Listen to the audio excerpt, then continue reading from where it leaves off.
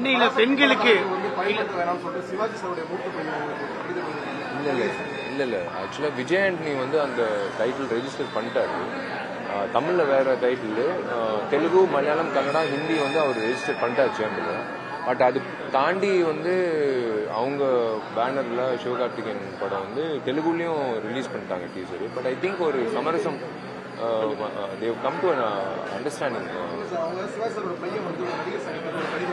அது தெரியல, இன்னைக்கு தான் போகிறேன். இப்போது எனக்கு தெரிஞ்சு நாசர் சாருக்கு தெரியும் நினைக்கிறேன்.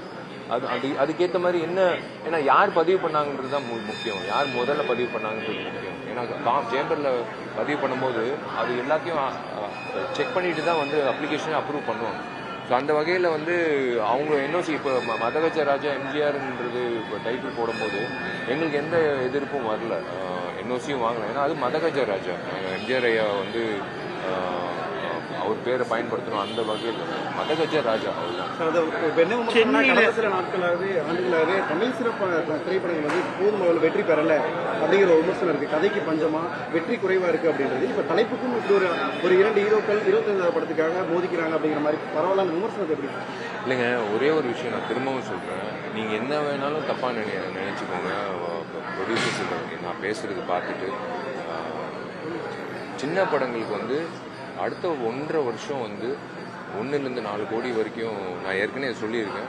நீங்கள் என்னை திட்டினாலும் சரி, இதுதான் உண்மை.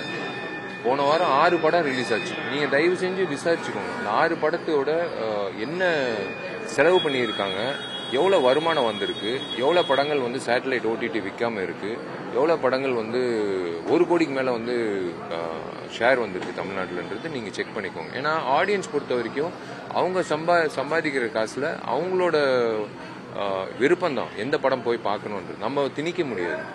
இன்னும் 6 படம் ஒரே நாள் ரிலீஸ் ஆகும்போது அவங்க வந்து ஒரு படத்துக்கு தான் போக முடியும். அதுவும் வந்து இன்னைக்கு இன்றைய காலகட்டத்தில் ஒரு படத்தை போய் திரையரங்கத்தில் பார்க்கணுன்னா ஒரு சராசரி ஒரு குடும்பம், மிடில் கிளாஸ் குடும்பம், 4 பேர் 2 குழந்தைங்களோட புருஷன் பொண்டாட்டி போனால் ஒரு 4000 ரூபாய் ஆகுது, 4000 ரூபாய் 5000 ரூபாய் ஆகுது. அவங்க திரும்பவும் அடுத்த வாரம் வந்து போய் படம் பார்க்க மாட்டாங்க. அவங்களுக்கு வந்து என்ன சாய்ஸ்னா அடுத்து உணவு, நல்ல உணவு கொடுக்கணும், ரெஸ்டாரண்ட் போய் சாப்பிடணும், அப்படி ஆயிடுச்சு. உண்மையிலே சொல்ல போனால் we have been pushed to second option. எல்லாரும் எப்படியோ 4 வாரம் கழிச்சு ஓடிடியில் வந்துடும், எல்லாம் 8 வாரம் கழிச்சு வந்துடும் டிவியில், நம்ம அப்போ பார்த்துக்கலாம். அவங்களுக்கு விருப்பமான படங்கள் வந்து என்னன்னா சந்தோஷமாக சிரித்து எல்லாருக்கும் பிரச்சனைகள் இருக்குது, எனக்கும் இருக்குது, பார்க்குற மக்களுக்கும் இருக்குது. எல்லாம் ஏதோ ஒரு வகையில் ஏதோ ஒரு பிரச்சனை இருக்குது. அதெல்லாம் மறந்து சந்தோஷமாக ஒரு 2.5 மணி நேரம் பிள்ளைங்களோட அவங்க கண்ணு மூடாமல் எந்த ஒரு விஷயம் இல்லாமல் சந்தோஷமாக கோலாகலமான ஒரு என்டர்டெய்னர் பார்த்து ரசித்து இப்போ போகிறது தான் வந்து எனக்கு தெரிஞ்ச எம்ஜிஆரோட வெற்றி. அதுதான் திரும்ப ரிப்பீட் ஆடியன்ஸ் வருது, அவங்களுக்கு கொண்டாடுறது வந்து ரொம்ப நாள் ஆச்சு இந்த மாதிரி சிரிச்சு அப்படின்னு சொல்லி கருத்து வந்தது.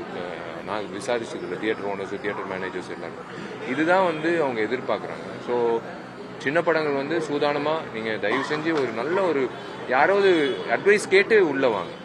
நீங்கள் எப்படி அணுகணும், யாரை வந்து அணுகணும், சேட்டலைட்டுக்கோ ஓடிடிக்கோ எதுவுமே தெரியாமல் பிளைண்டாக ஒரு படம் எடுத்தீங்கன்னா வந்து கண்டிப்பாக நீங்கள் வந்து கிணத்துல தான் காசு விடுற மாதிரி. இதுக்கு ஒரு கைட்லைன்ஸ் உருவாக்கணும்னு நினைக்கிறீங்க சார் ப்ரொடியூசர் கவுன்சில்? அவங்க கண்டிப்பாக பண்ணணுங்க. நான் தான் சொன்னேனே, நடிகர் சங்கம் அது பண்ணக்கூடாது. ப்ரொடியூசர் கவுன்சில் நான் என்னை பொறுத்த வரைக்கும் நான் ஓப்பனாக சொல்கிறேன், எதுக்கு நீங்கள் இத்தனை சங்கம் வச்சுருக்கீங்க? ஆக்டிவ் ப்ரொடியூசர் கவுன்சில் எல்லாம் சேர்ந்து ஒரு ஒரு முடிவுக்கு வாங்க. நிறைய விஷயங்கள் இருக்குது, நிறைய விஷயங்கள் நிறைவேற்றலாம். எவ்வளோ சொல்லியிருக்கேன். அவங்க தான் ப்ரொடியூசர் கவுன்சில் நினைச்சா கண்டிப்பாக வந்து ஒரு நல்ல ஒரு முற்றுப்புள்ளி வைக்கலாம். இந்த தோல்வின்றது சின்ன படங்களுக்கு டேட்டு கிடைக்காம, கரெக்டான திரையரங்கு கிடைக்காம, காலையில் 9 மணிக்கு ஷோ கொடுக்கும். அவங்களுக்கு என்னன்னா, சார் உங்கள் படம் 150 தியேட்டரில் ரிலீஸ் பண்ணுறோன்னு அவங்களுக்கு ஹாப்பி. ஆனால் என்ன பிரச்சனை, 150 ஷோ தான் வருது. 6000 ஷோ 150னா ஆமாம் 600 ஷோவா? 600 ஷோ வந்து வர வேண்டியது வந்து ஒரு நாளைக்கு ஒரு 150 ஷோ தான் வருது. 9 மணிக்கு நீங்கள் வந்து மல்டிப்ளெக்ஸில் ஷோ கொடுக்குறீங்க சின்ன படங்களுக்கு. யார் வருவாங்க 9 மணிக்கு? அது வந்து அதான் ஒரு கிளாரிட்டி வேணும். ப்ரொடியூசர் கவுன்சில் வந்து கிளாரிட்டி கொடுக்கணும். சின்ன தயாரிப்பாளர்களுக்கு வந்து ரெகுலேஷன் கமிட்டின்னு நாங்கள் ஃபிக்ஸ் பண்ணோம் அந்த டைமில் நான் இருக்கும்போது. அந்த கமிட்டியில் வந்து ஃபிக்ஸ் பண்ண டைமில் எல்லாருக்கும் தெரியும் எந்த படம் அடுத்த வாரம் வருது, நம்ம இந்த வாரம் எங்களுக்கு ஸ்லாட் கொடுங்க அப்படின்னு ஃபிக்ஸ் ஆச்சு. பட் அது கண்டினியூ பண்ணால் நல்லாயிருக்கும். செய்திகளை உடனுக்குடன் தெரிந்து கொள்ள உடனே சப்ஸ்கிரைப் பண்ணுங்க.